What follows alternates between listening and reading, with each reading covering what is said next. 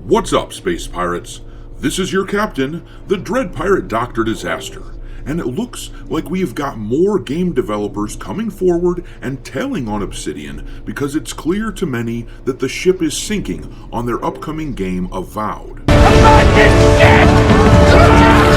As I said in the video yesterday, game developers do not often come out and publicly call out other devs. It's just not a thing that happens. But this debacle with the Avowed art director being blatantly racist against, quote, crusty white dudes, end quote, has apparently really rankled people. So, on the heels of former Obsidian writer Chris Avellone calling his former company out, we now have an alleged Obsidian employee now shitting on the company because fortunately, there may still be sane people who work in the industry. Don't look at me. I think these people are completely nuts.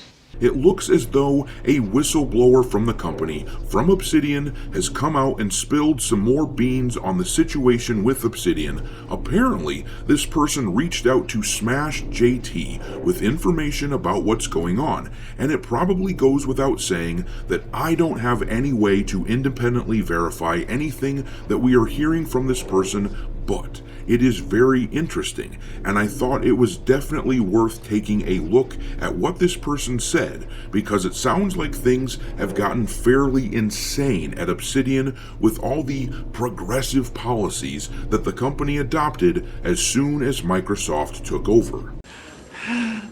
Has the planet gone mad? In particular, it sounds like the misgendering policies were completely abused by certain people in the company for the past few years, as these things often are. They are usually abused, which, if this is all true, explains why Avowed would feel the need to add pronouns to the character menu of the game, despite the fact that this modern shit takes you right out of the experience. Who is this mysterious hero, and what will he do next?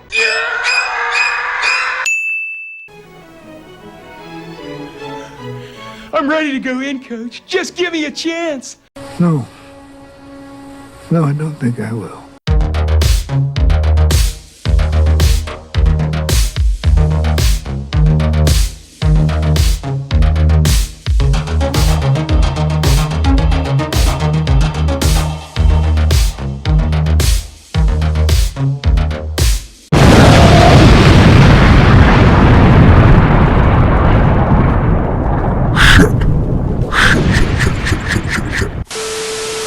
Alright, me hearties, as usual, hit the like button on the video to help me defeat the evil algorithm monster, and don't forget to subscribe to the channel if you haven't yet. We've been getting a ton of new subscribers lately, which is why it is now time to ask the obligatory question. How many assholes we got on this ship anyhow?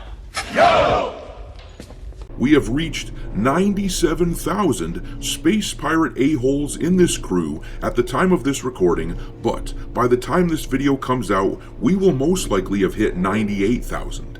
In any event, the custom on this channel is that with every 1,000 subscribers, we add a new ship to the fleet in order to house the newcomers. This time, we added the Starbug from the excellent old show Red Dwarf, which you can see floating around in the background here. If you have any suggestions for future ships, drop them in the comment section below. I'll put them on my list. Super chats get bumped to the top of the list. But in any case, thanks for being here and supporting the channel. We're almost at 100,000, folks. I knew it. I'm surrounded by assholes. But anyways, let's get back to this whole Avowed scenario. As I'm sure that you're all aware by now, the game has been completely mired in controversy for the past week or so. It started off simply enough, with people noticing that the game had what I would consider to be an inappropriate use of a pronoun system in the game, where they proudly display the character's pronouns in the character menu. That's enough for me to say, hell no. I'm not playing it. For some people, they want to say that I'm thin-skinned, to which I emphatically reply, yes. Yes, I am when it comes to this subject. Zero tolerance all the way. To me, this is like seeing your girlfriend flirting with another dude. Sure, it's not straight out cheating, but it's on the road to cheating, and that is a girl I would break up with in a heartbeat. In that same vein, that pronoun shit is a surefire indicator of a culture that flat out hates me. So no, I will not be supporting Avowed in any way. If you choose to, then you do you.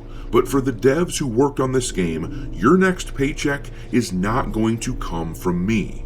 And I'm not the only one who feels this way, of course, which is why this employee at Obsidian felt it was necessary to come forward. There are still good game devs out there, and unfortunately, people like this are some of the folks who get hurt by these controversies.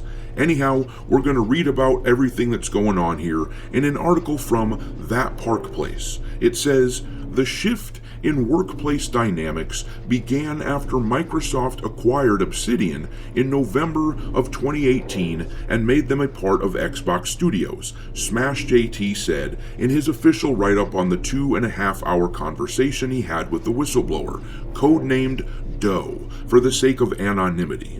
They implemented some very strange corporate policies. The first tip-off to Doe that things weren't normal anymore was with the introduction of optional but in reality mandatory pronouns in email signatures, meetings, and other communications. It wasn't long before an event he described as a misgendering incident swept through the company. This led to Matt Hansen sending out a company-wide email detailing a zero-tolerance policy on intentional or malicious misgendering. And of course, Matt Hansen is the art director in question that has stirred up all this controversy.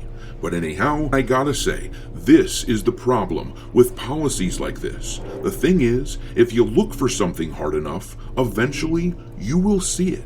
It might not actually be there, but you will see it if you want to badly enough. And that is the problem with people who feel this strongly about their progressive worldviews. They desperately want to see oppression, or what they think is oppression, because they need something to fight against that has become their whole identity. But anyhow, the article continues, the email's tone was described to me as passive-aggressive yet threatening, Smash JT said, a fair warning that employees who couldn't align with these policies would face termination. JT went on to say that Doe described the use of pronouns within the company as a way of controlling others. They were used as a means of shifting the balance of power within Obsidian and Microsoft. And of course, that is always what happens with this stuff, because ultimately, that is the purpose of these rules and policies.